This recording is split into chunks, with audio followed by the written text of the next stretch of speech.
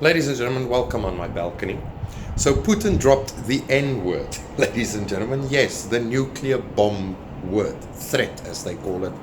I know it's 2 days later, but I have to give my opinion on this because I've been reading a lot of news and watching news networks, and they are going absolute crazy.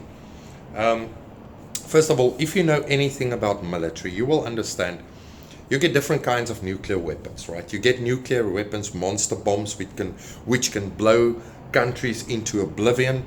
And then you get smaller warheads, which is basically a political nuclear weapon. They use it for political threats and political gain, you know. Now, I think that is what Putin refers to. But anyway, let's backtrack. The media is telling us that the Russians are now mobilizing 300,000 soldiers, right? They are calling up 300,000 soldiers to fight on the front lines in Ukraine. After the Ukrainian amazing counteroffensive, which the West is bragging about, which was arranged and organized by highly intelligent and senior generals in America and all over the EU and all these countries. They all came together to get this one move right. But I want you to think about something. So the Russians are now mobilizing 300,000 soldiers. First of all, these are not soldiers, meaning they're gonna mobilize your ordinary citizen and say you need to be signed up to go fight in the war in Ukraine. These are reserve soldiers. Basically, these are guys that have their military training. They are basically on standby to go into the war. Now, that is first of all a very smart move from Putin, because what he's doing right here is he's going to build fatigue into Ukraine. The Ukrainians never release statements of saying how many Ukrainian soldiers have died. Ladies and gentlemen, we know it is thousands upon thousands. They don't want to let the people know or the world know, because they want to feel, they want the world to believe they are having this amazing fight against the Russians. Putin is smart by mobilizing 300,000 soldiers to build fatigue into Ukraine. Because you see, here's the ultimate goal. At the end of the day, Ukraine have to surrender on the terms of Putin. You understand? That is where this is going to, where this is heading towards. So that's a smart move. But anyway, we see in Western mainstream media all these Russians fleeing from the airport. So they show these footage of cars on the airport, and oh my God, every single Russian is running. That is an absolute lie. Ladies and gentlemen, obviously there's some people that are leaving Russia because of all this crap, and they want to take the opportunity. They are opportunists. What do you call it? Opportunists. They want to get a new passport, or they want to get a new life in a different country. They take advantage of the situation.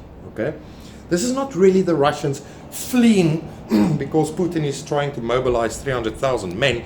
There are 300,000 men ready in the reserves. The nuclear threat, ladies and gentlemen, you must understand one thing here. Again, like I say, this for me, I don't support nuclear weapons. Please understand me. But we need to understand that NATO forced the hand of Russia to start the military operation inside Ukraine. Never be fooled about that. That is a fact. Putin now is warning again, like he did back before February, beginning of this year, where he warned NATO and he warned the West, stop expanding. We're going to take action. Now he's doing it again, and he's telling people in the West and these generals, basically through these speeches, I'm giving you a last warning. I'm willing to use nuclear weapons. You guys better stop, because you see, they wash all this money into Ukraine. Weapons, money, all this kind of stuff to prolong the war, because they believe they're gonna topple. The only way they think they're gonna win Putin is by getting the people into such a mess inside Russia that they basically kick him out of the Kremlin, which is never going to happen, because the Russian economy is really not that bad as what the West is telling you. But Putin is warning them. He's giving them a last warning. You see, the reason why we see the mainstream media and all this news networks screaming Ukraine is winning this war right now is because this comes from the leaders, from the top, from the White House, and all these presidents saying to their propaganda arms, you better You better dupe the people into believing Ukraine is winning the war, because look at our inflation. Look at the state of our countries. It's because we use all this money to prolong the war, because we hope that Putin can leave the the Kremlin. That's what it's all about. So they have to run with the story, and people are falling for it. Ladies and gentlemen, here's something I want you to think about. First of all, I did explain to you, you get different type of nuclear weapons. I think it's a political nuclear weapon that Putin is maybe going to send into Ukraine. Just hang on. Maybe he's taking his soldiers back, because you see, if you drop a nuclear weapon, you have to deal with radiation, all that kind of stuff. It's a big mess. Maybe he's pulling them back. Let the West believe, oh God, we are winning. Look, all this money we put in there, we are actually winning. To dupe them into flushing more money into Ukraine, because Putin outsmarted them. He knows their economy is up to shit. The more money they put in there, the more mess their own countries become. Winter is coming. The EU is going to freeze to death because there's no gas and energy going into their countries. Putin knows this. He did say this in the beginning of the war, saying the West and the EU is going to see something they've never seen before. He didn't talk about then dropping monster nuclear weapons. He was talking about people not going to be happy with all the inflation, with no energy, with job losses, with homeless, with influx of immigration. He was talking about it. Ladies and gentlemen, don't be stupid. Putin is outsmarting them every step of the way. Maybe he's bringing his soldiers back to drop that political bomb inside Ukraine, to send the last warning. Because I believe after that political bomb has been dropped, and it's going to continue, and the West or NATO and the EU and the Western leaders and generals ain't listening to Putin, then we're going to see real chaos in this world. That's what I believe is happening right now. So please don't be fooled and believing that Russia is losing the war. It's absolutely not true. Any idiot with a little bit of logic in his mind can see what is happening.